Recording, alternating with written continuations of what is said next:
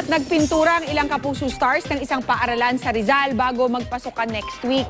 Pero handa na rin ba silang mag-back to school na rin this June? Makichika kay Aubrey Carampel. Time out muna sa trabaho ang ilang Kapuso Stars para mag-volunteer sa school rehabilitation and repainting project sa Katmon Elementary School sa Rodriguez, Rizal. Sabay-sabay nilang pininturahan ang mga classroom na ipinatayo ng GMA Kapuso Foundation. Excited na kami dahil ginagawa namin to para sa mga bata na papasok na ngayong taon.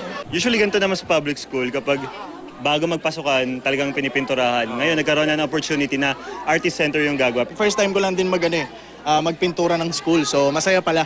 Ang ilan sa kanila magbabalik eskwela din, tulad ni Enzo Pineda na kumukuha ng business management. I just have one more year para makagraduate na ako sa college. So I'm really excited for it and miss ko na rin mag-aral. Graduate na ako ng culinary. Pag meron kang degree or schooling, hindi mawawala sa'yo. So forever, nasa sa'yo yun. Si Rita de Guzman ay isang film major, di muna mag-e-enroll this semester.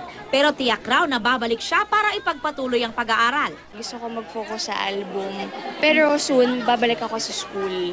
Excited naman ang mga estudyante, kanilang mga magulang at mga teacher ng eskwelahan na makita ang mga Kapuso Stars na nagpipintura ng mga silid-aralan.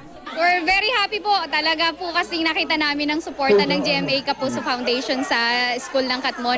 Every time nagvi-visit sila to give some school supplies sa mga bata. Ngayon naman repainting of school building.